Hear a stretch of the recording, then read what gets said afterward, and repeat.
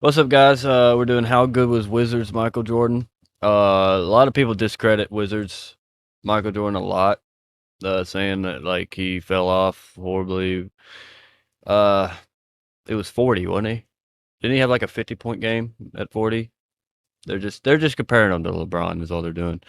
LeBron's been in the game like 20 years. Michael's 15, I think, maybe less. I don't know. Yeah, so let's just see what they got to say about it.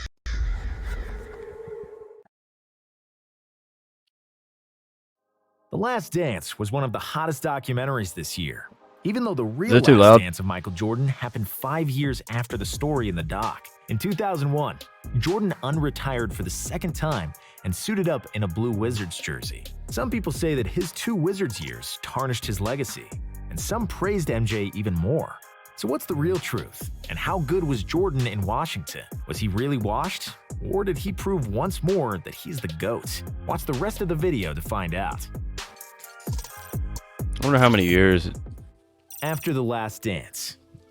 In 1998, MJ and Phil Jackson went to the karaoke bar, and Jordan chose The Careless Whisper by George Michael and sang, "I'm never gonna dance again, the way I danced with you," looking gently in Phil's direction. Okay, I totally made that up, but Jordan indeed said that he wouldn't be playing unless I it's like for to Phil believed it. Jackson. Since the Bulls GM Jerry Krause didn't want to re-sign Phil, and Scottie Pippen wanted to get his first massive paycheck, the Bulls fell apart, and MJ fulfilled his promise and retired for the second time.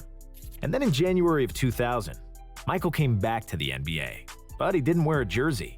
Instead, he slipped into a suit and tie as a minority owner and president of basketball operations for the Washington Wizards. The team was bad and finished that year with a 29-53 record.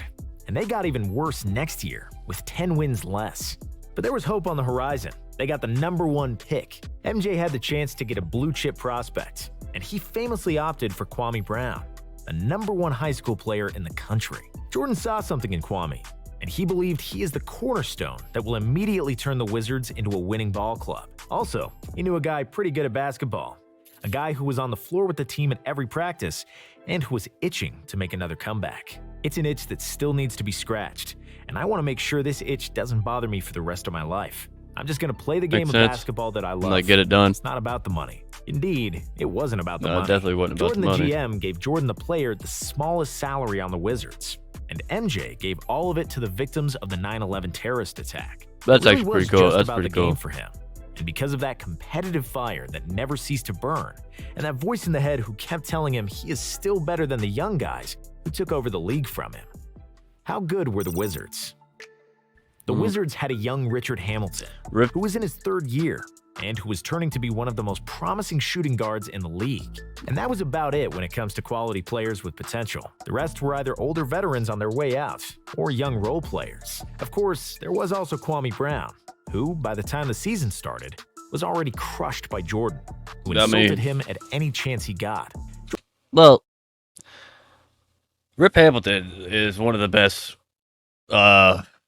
mid-range shooters I've ever seen. Like, his percentage is insane, like mid-range. He's great. Kwame came in, and I'm guessing he was a good prospect at the time. But Jordan's greatness, it's hard to put that on someone else because he does the thing where he'll break you down and then bring you back up, and you're way better than where you were, you know. But some people just can't come back up, and that's what happened to Kwame. Is he didn't come back up. Like, Jordan broke him down, but some people can't handle that breaking down part that Jordan does to people. And Jordan's just trying to help them, but it comes off as an arrogant a-hole. But he's not really trying to be that. He's actually trying to make them better. And, I mean, he did punch Steve Kerr in the face, I think, but that's different. Anyway, yeah. So I think Kwame would have been better if Michael would have eased up on him, because some people, it's like having multiple children. Is one of them you have to be stern with, right? And there's always one that you have to be easy with, and you have to like say your words right so you don't hurt their feelings and all that stuff. See, it's a different way of speaking to different people, and some people can't handle it. So I think Kwame just couldn't handle it. But I think he would have been better if Jordan would have you know, did that situation a little bit different. Was already crushed by Jordan, who insulted him at any chance he got. Jordan never changed his ways, and just like he trash-talked all of his opponents, teammates, and Jerry Krause, he was maybe even worse to Kwame. The 19-year-old kid couldn't take it, and he played with zero confidence and was basically unusable on the court. Nobody on the team averaged more than 10 points that year, other than Rip Hamilton and Jordan. The Wizards were the same team that won 19 games the year prior, plus Jordan and Kwame. MJ thought it would be enough to be competitive, but he overstated his team and himself. Return of the Mac. Before the season, Jordan was working tirelessly to get himself in shape. He trained every day with his personal trainer, Tim Grover, and held private training camps with various NBA players to get himself in game shape. So, when the season started, Jordan wasn't rusty. In the first 2 weeks of the season, Jordan scored over 30 in 4 of his 8 games. In the 9th, he poured 44 on the Jazz, picking up right where he left off in 1998. He's still good. After the first 10 games, he averaged 27.4 points, 6.3 rebounds, 4 assists, and 2 steals. That's still really good. Jeez.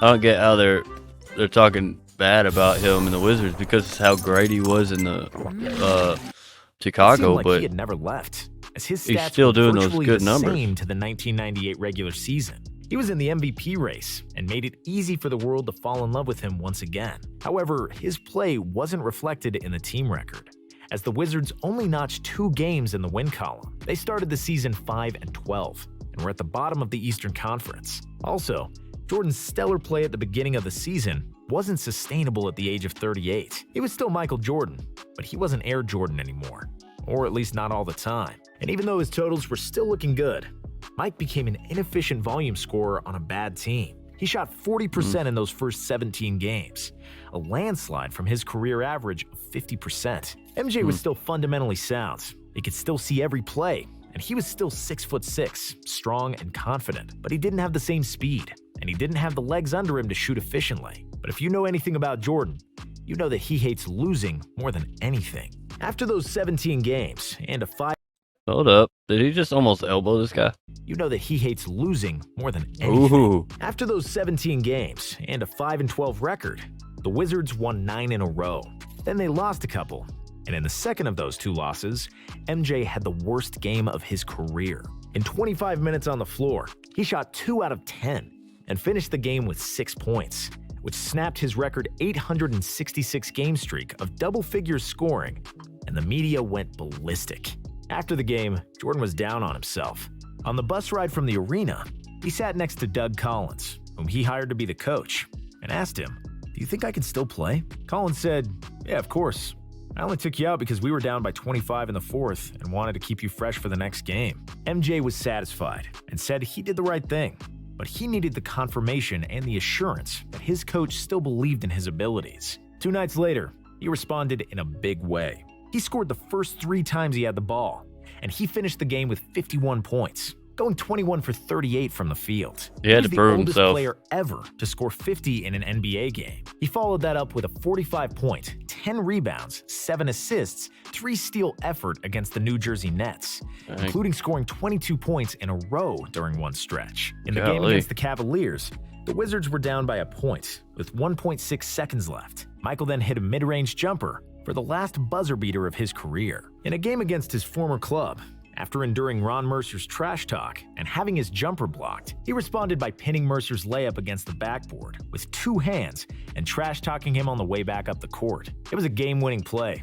You One of still the most don't trash spectacular talk blocks Michael. by He's going to Jordan, do something. anyone for that matter. It was even more impressive that it was done by a 39-year-old who spent his last 3 years playing golf, drinking, and smoking cigars. By the end of the season, Jordan notched back-to-back 40-point games, but also 4 more games where he failed to reach double figures. And that's where the answer lies about Jordan's time with the Wizards. Yeah, he could still play, and yes, he could still be dominant, but it wasn't the kind of dominance we grew accustomed to, and it didn't happen every game. Jordan finished the year early due to a knee injury that required surgery, and the Wizards didn't make the playoffs with a 37-45 record. MJ played 60 games in the 2001-02 season, and he averaged 23 points, 5.7 rebounds, and 5.2 assists. Those numbers look great in a vacuum, but when you look at Jordan's efficiency, you can quickly tell he didn't have an overly successful season. Jordan took 22 shots per game, far more than he should have for a player shooting 41% from the floor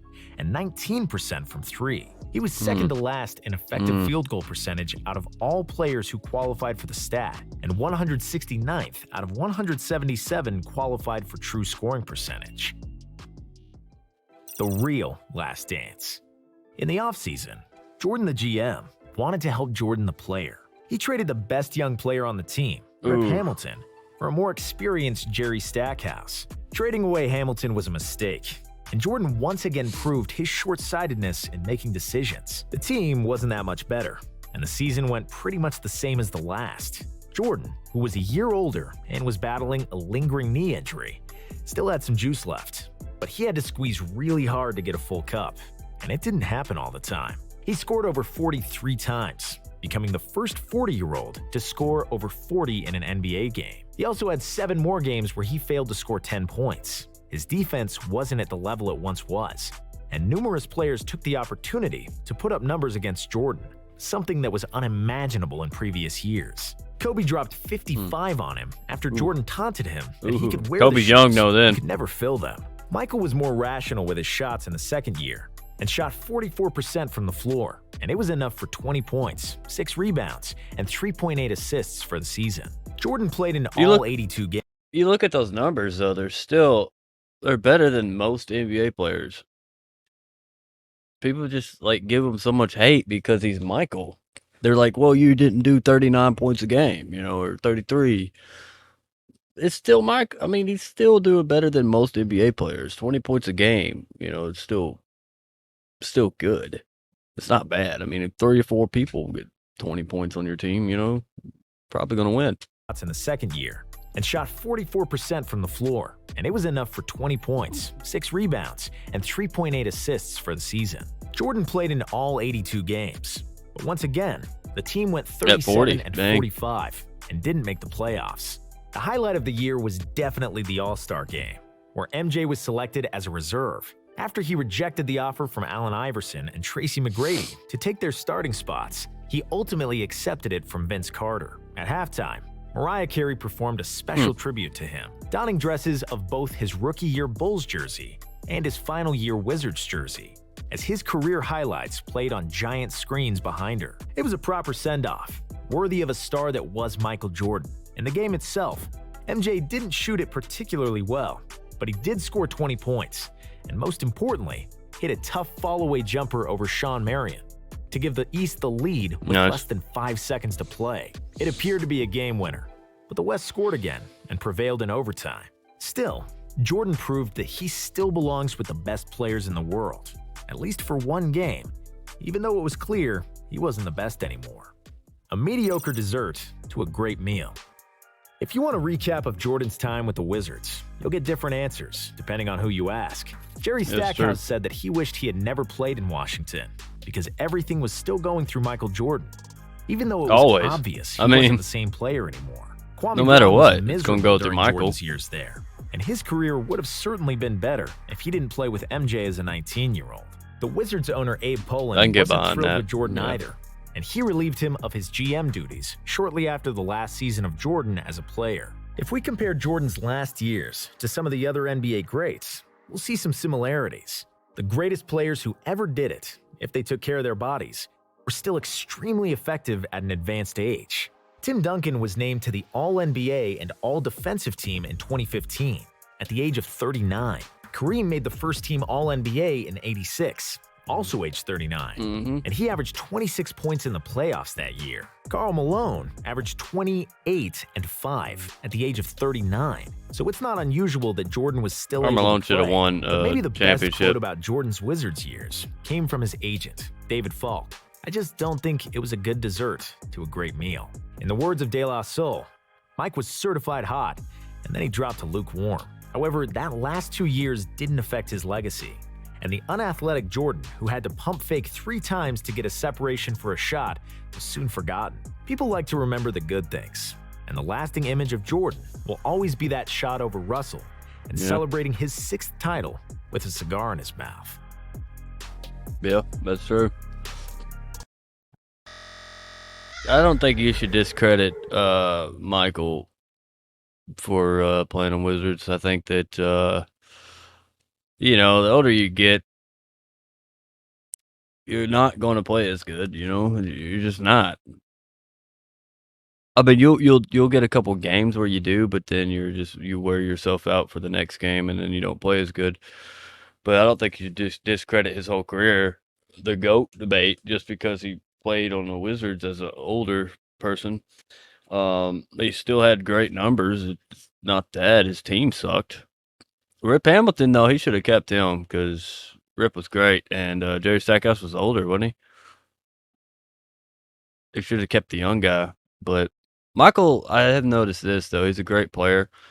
He just he's never been the best GM, like making decisions because someone as great as Michael, it's hard to pick players to play for a team, you know what I mean? Because it always like goes through you. So it's very tough. Like they always say players make the best coaches. I don't think that's 100% true. Except Larry. Larry was a good coach, but his IQ was insane. But a lot of players that are good, they never really focus on the plays as much. They just did their own thing. So like being a coach is very tough because no one is you. You know what I mean? But yeah, I enjoyed that. I think Michael's still great. I think he's still, the GOAT. So I don't think that ruins his reputation at all or his career. Even though he still had multiple 40-point games, 50-point game too. But yeah. Anyway, like, subscribe. Love you guys. I'll see you guys next time. Peace.